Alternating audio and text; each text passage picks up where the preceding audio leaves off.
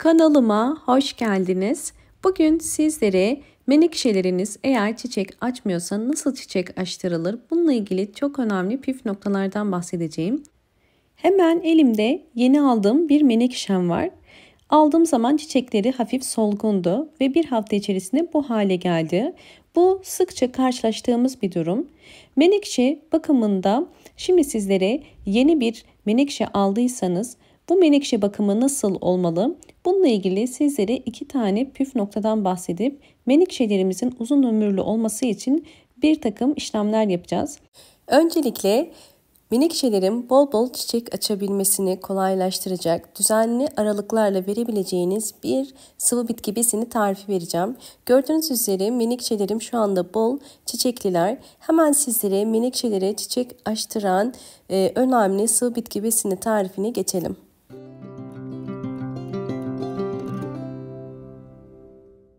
Sıvı bitki besini için bugün pirinç kullanacağım. 1 yemek kaşığı kadar pirinç kullanıyorum.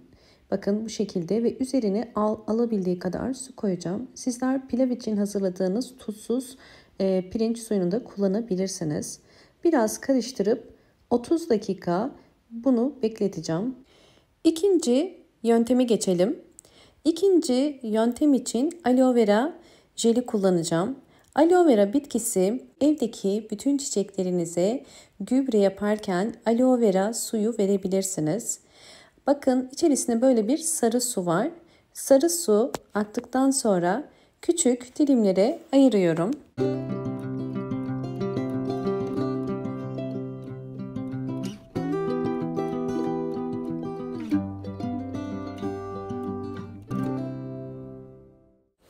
İkinci yöntemde aloe vera suyundan faydalanmak için bu şekilde bir robotun içerisine küçük küçük dilimlediğim aloe vera yapraklarını koydum ve üzerine 200 ml su koydum. Şimdi blenderdan geçiriyorum. Videomu eğer buraya kadar izlediyseniz ve beğendiyseniz hemen beğen tuşuna basıp kanalıma da abone değilseniz eğer bana destek olmak için abone olup zil sesini de bildirimleri erken almak için açık konuma getirebilirsiniz. Evet, robottan geçirdim. Püre haline getirdim. Burada dikkat etmeniz gereken süzmeniz. Çünkü aloe vera yapraklarının kökleri yapışmaması gerekiyor. Sadece suyunu kullanacağım.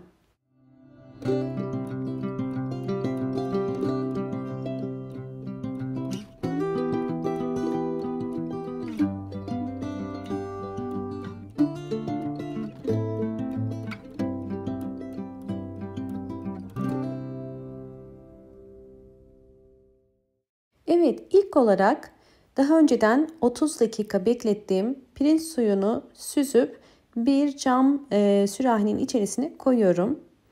Ölçü olarak şöyle yakından bakarsanız 500 mililitre pirinç suyu koydum ve pirinç suyunun üzerine hazırlamış olduğum aloe vera suyunu koyacağım. Aloe vera suyu da yaklaşık olarak 300 milim kadar. Yani 500 milim pirinç suyunun içerisine 300 milim aloe vera suyu koydum. Bu karışımı menekşelere vereceğiz. Öncesinde 2 tane yapmamız gereken önemli püf nokta var. Hemen bunlara geçelim. İlk olarak eğer menekşelerinizin elimdeki gibi yaprakları solmaya başladıysa ya da çiçekleri bu şekilde kurumaya başladıysa ve açmayan tomurcukları da kuruduysa ilk yapmanız gereken bunları kesmek.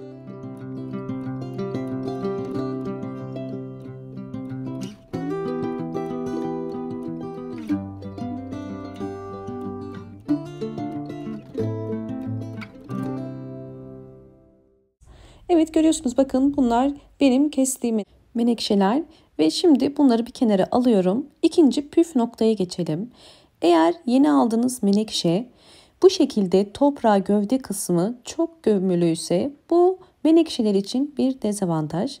Çünkü sulama esnasında direkt su gövdeye girecektir ve bu da menekşelerde kısa sürede yaprakların solmasına ve gövdenin çürümesine sebep olacaktır. Bunun için yapmanız gereken sadece saksıyı değiştirmeden bu şekilde bakın kenar kısımlardan fazla olan toprağı eliniz ile almanız. Bu işlem ile gövde kısmını açacağız ve böylelikle sulama esnasında gövde kısmına çok fazla su girmemiş olacak. Menekşeleri sulama yaparken mutlaka toprağına bakın. Menekşenin toprağının sürekli nemli olması gerekiyor. Çok fazla su verip çürütmeyin. Fakat çok kuru da bırakırsanız çiçekleri kısa sürede solup çürüyecektir. Evet, gövde kısmını yeterince açtım. Ve menekşemi şimdi aydınlık bir yere koyup sizlerle bu menekşemin sonraki halini de özellikle aşamalarını da göstereceğim. Menekşelerin çiçek çıkarabilmesi için tabii ki sıvı bitki besini de kullanıyorum. Özellikle ikinci saksı kullanıyorum ve su verirken ya da gübre verirken ikinci saksıya direkt su koyup menekşeyi içerisine oturtabilirsiniz. Ya da ikinci yöntem olarak bu şekilde kenarlardan su vererek gövdenin suyu almasına engel olabilirsiniz. Böylelikle menekşe sadece ihtiyacı olan suyu alacaktır ve bunu yavaş yavaş akşama kadar çekecektir. Ve bakın gördüğünüz üzere elimde yine bol çiçekli bir menekşem var. Birkaç menekşeyi birlikte ekmiştim ve şu anda hepsi de çiçek açtılar. Bu tarz menekşelerinize de yine aynı şekilde hazırlamış olduğumuz gübreyi veriyoruz. Yine gübreyi verirken sadece kenar kısımlarından menekşenin ihtiyaç duyacağı kadar su veriyoruz. Menekşe toprağa çok fazla kuru ya da çok fazla su içerisinde kalmaması gerekiyor. İdeal olan bu şekilde azar azar kenardan vermek ve sizlerle tekrardan özellikle birinci budadığım menekşenin son halinde paylaşacağım.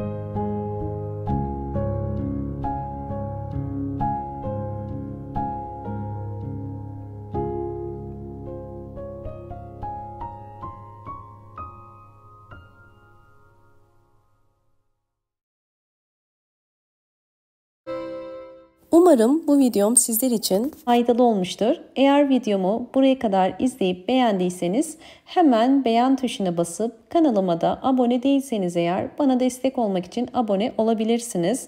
Bol bol yorumlar yapıp yorumlar kısmında da sorularınız varsa sorabilirsiniz. Hoşça kalın, sağlıkla kalın.